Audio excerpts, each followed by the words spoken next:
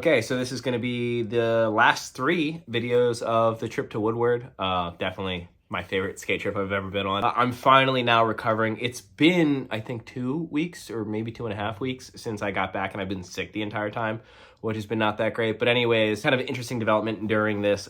Since a lot of the skate parks are playing music over the speakers, I mean, as you can imagine, a lot of indoor skate parks do that, but just in general, even the outdoor skate parks will have these gigantic speakers playing the most Journey songs you've ever heard in your entire life. And I don't know about you, I personally can't stand Journey. And then just like a bunch of like classic rock hits, some rap songs and stuff like that. Some songs I was surprised that they're actually playing at the camp. I have to put music over the video so you don't hear their music because that will demonetize my video, hence why I've been using so many like random lo-fi beats, and I've been particularly keen to jazz music and classical. Personally, I just like the way that stuff sounds, and it's easy to find decent stuff that you can monetize. And I've been getting a mix, but more people have been into it than not into it. So maybe every once in a while I'll throw some music in my skate videos. I'm not saying that I'm gonna do it for all of my videos, but it kind of makes it more flowy to edit and watch. So obviously I can't use any like bands that I would want to use. You know, I love to use things like Modest Mouse and random bands that I like, but I can't because then my video either gets demonetized or some of those songs cost like $100 just to use once in a YouTube video. Some of them have like a split thing, like where you share the money with the band, which I think is pretty cool, but it's still in beta and not a lot of it is set up like that. Anyways, here's skating. So this skate park right here is built for the sole intention of like, imagine like a pump track in a bunch of different directions, but it's obstacles and everything leads into everything, including that basketball. It's like they got like a pen and paper and they're like, okay, what obstacles have we not seen at a skate park? What are the rarest obstacles to find? Like a spine that kind of turns into like a China wall quarter pipey thing with a wall on the other side. These rails are insane. They're bent the wrong way. There's a Euro gap going up this quarter pipe that you can grind around. There's like some classic stuff, like, you know, just like a regular hubba, but then like this hip doesn't have a backside so you can grind into it. Random corners with like little rollovers that you can like gap in and out of all sorts of different quarter pipes. It has like a pretty beefy kink rail that's like actually legitimate. I think I saw Garrett Jenner, he did like crook to back Smith or something to it, which is actually like kind of buck. Like it's not handrail high, but it's like not far off, and it's definitely pretty long and almost stackable, maybe even stackable for me. This like gigantic quarter pipe Euro gap, it's just got a lot of stuff. But my favorite thing about it is very ride on grind accessible. Just about every direction you go, you're gonna find like new options for like long 50/50s that have like little bends and stuff in them. So we're just gonna zip around and find a couple of them, like a 20 Pro Skater Challenge. And yeah, I think we're already recording. So basically, I'm just gonna go the classic route down the snake route. I'm just gonna try to do grind. Okay. Ready? Yep. I'm gonna start just pushing. All right, here we go.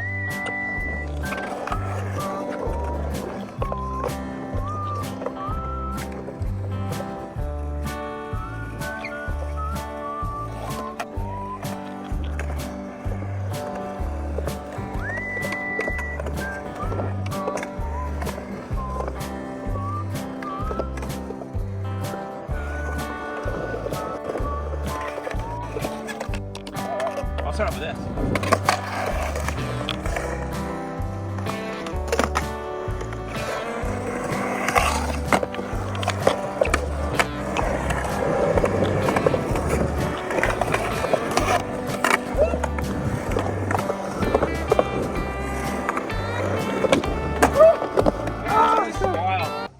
It literally is like there's stories where you like pick your own like direction. Like that's how this feels. Like you can't get lost. I mean, you can get lost, but you will always be found with an obstacle pointing in your direction. Everything is just like aimed for every direction. A lot of like round stuff, hip stuff. Like you probably could, if you had brand new wheels and brand new bearings, have an entire like street section session without pushing once. Let's see how everything grinds. I'll go this way.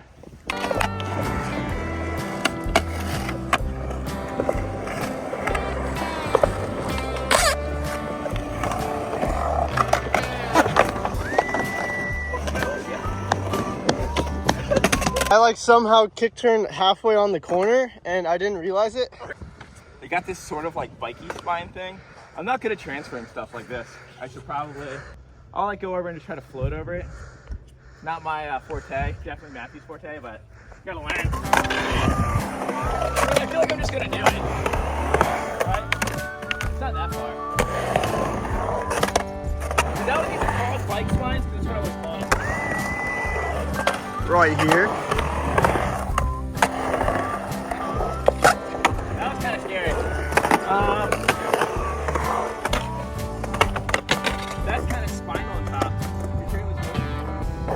Oh yeah. Yeah, look at that. It's like not actually flat. It goes into like a little bank on the other side. It's actually kind of cool. You can like air into. Like metal.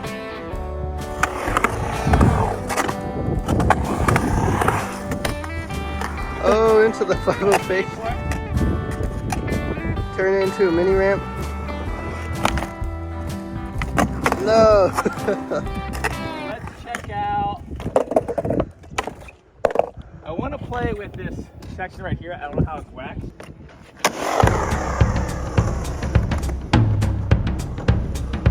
All right.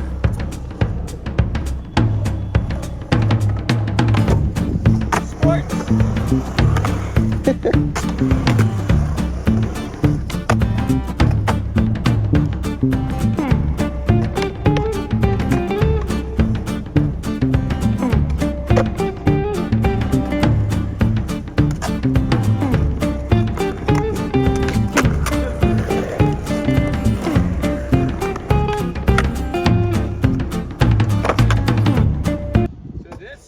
Like kind of an opening thing on one side, but it's the width of your truck pretty much.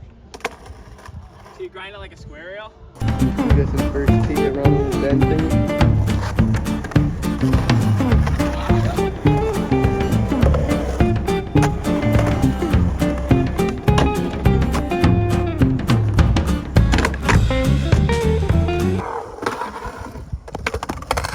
It's like fresh paint on everything. You can tell that this section is like probably the least skateboarded section in the whole park, even though it's like really skater friendly. I just see a lot of scooters in here. Wish someone would grind the paint off this coping so I could get some like a decent dig in to push it.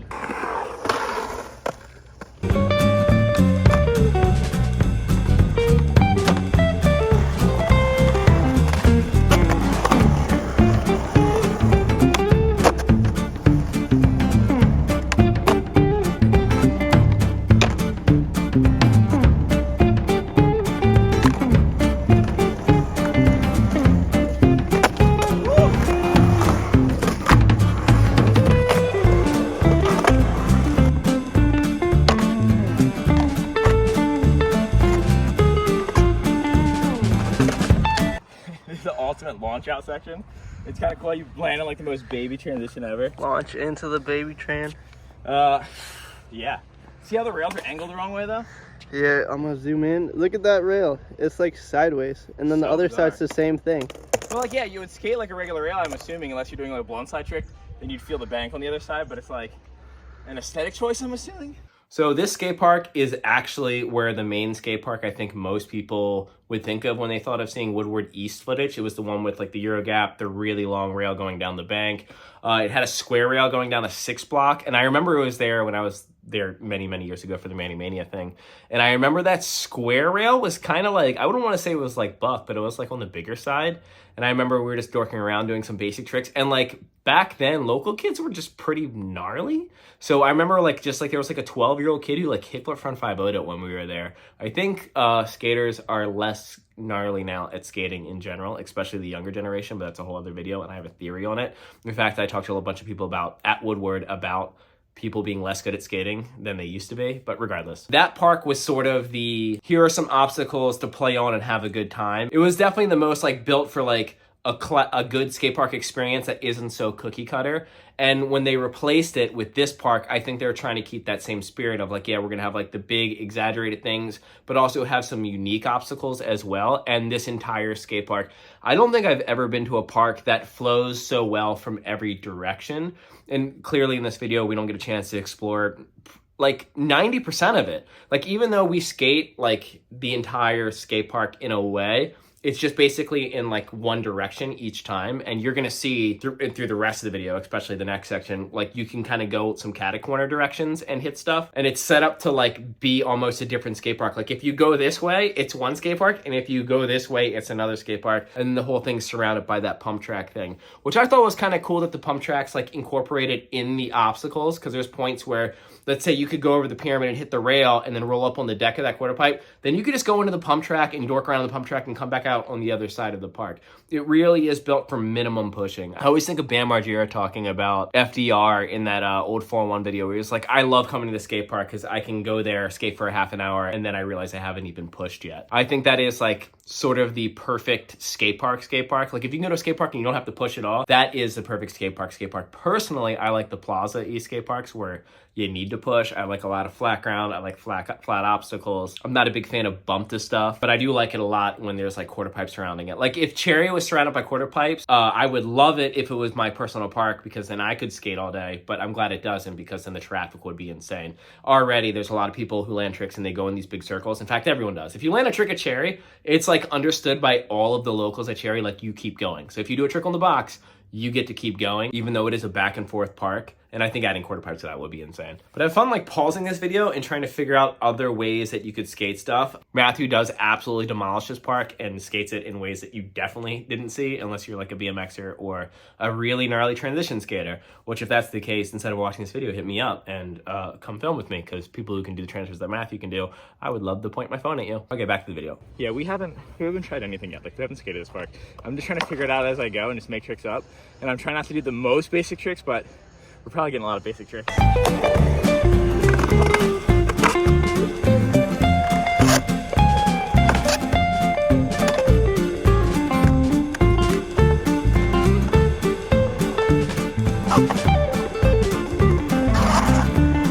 don't really find disaster or anything that is like a decent sized quarter pipe, so I'll try on that one.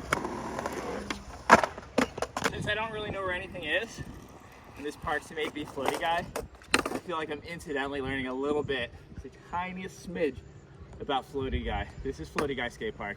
You have to be floaty guy to skate this park comfortably, I think. Which is not bad because all the transitions are like really forgiving. And it's exciting for me to see little baby ollies over hips and stuff, but I feel like good for learning. For someone like Matthew, there are really big obstacles to be floaty on, but all the other stuff I feel like is just so casual that you don't even notice it. Like I was watching him zip around earlier really like fluently, and it's like all the things that he was doing were tricks to me, but to him it's like, oh, I just need to get over there.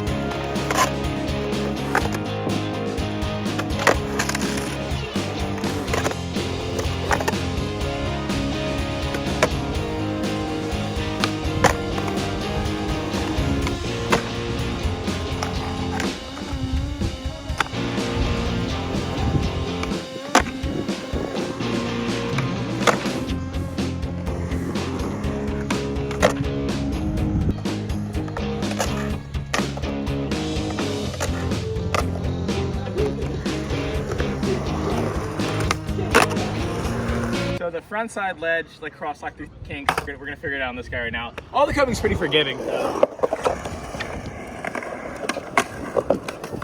I did not realize that it kicked down. Look at that. I thought it was just like a rollover. I was not ready. Yeah, that's a gamer thing. We're gamers.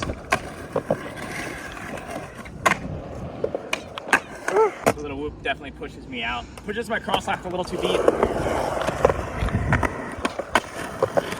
Like that.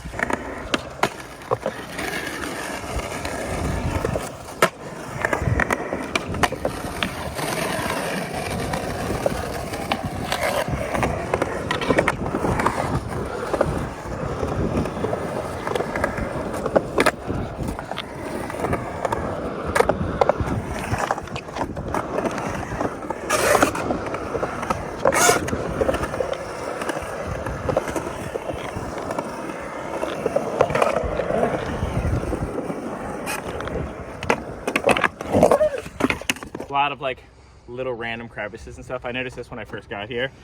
Like this vaguely neglected section with the buttery flat ground that has an infinite amount of rocks. Here we go. The secret wall ride. And he's out. Oh, it actually feels kind of cozy. Dimensions of this Euro gap are a little bit longer and a little bit lower than I'm used to, but I feel like the truss fall will still work.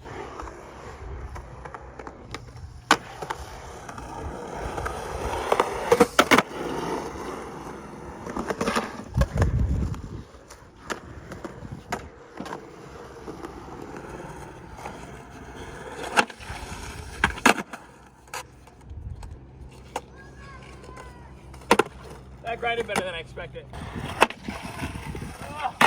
Slap you back when you just try and tail grab for no reason.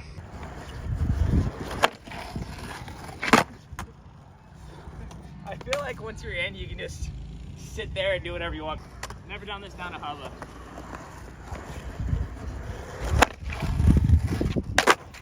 Oh, I almost did it.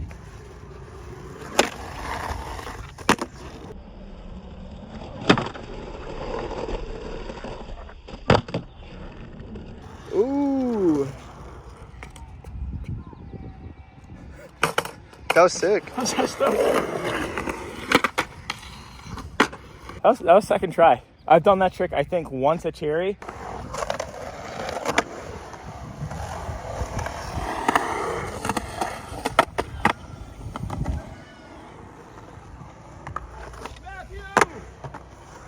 Yeah.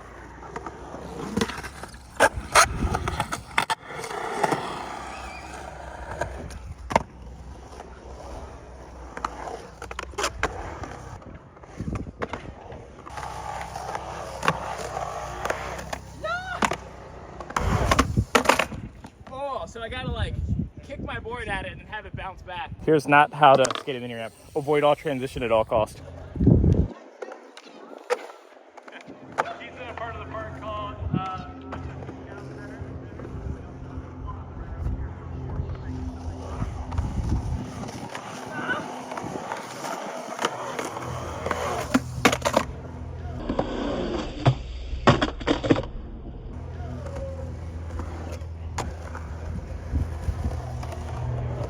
that was kind of it. So Matthew, it's a whole thing. So tomorrow's video is about Matthew skating this park, and I'm just gonna like give you a heads up now. Matthew gets hurt, and it's like there's no like squeamish thing that you're gonna have to deal with. It's not like some slam where you see like, oh my god. In fact, you see the slam happen, but you don't necessarily see what happened because where it takes place.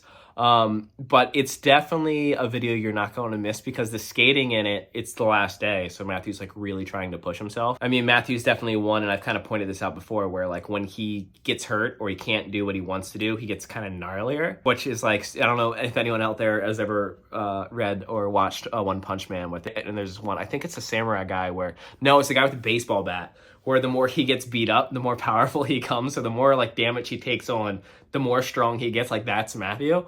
And it gets scary to watch. Once again, I had to edit out some of the mental turmoil that was going down in the video. But yeah, it's a good watch. It's definitely way more exciting than watching me try to tinker around at this park because, once again, this is the end of the trip. We're completely exhausted. And I was saving myself for, I wanted to skate the biggest rail at Woodward.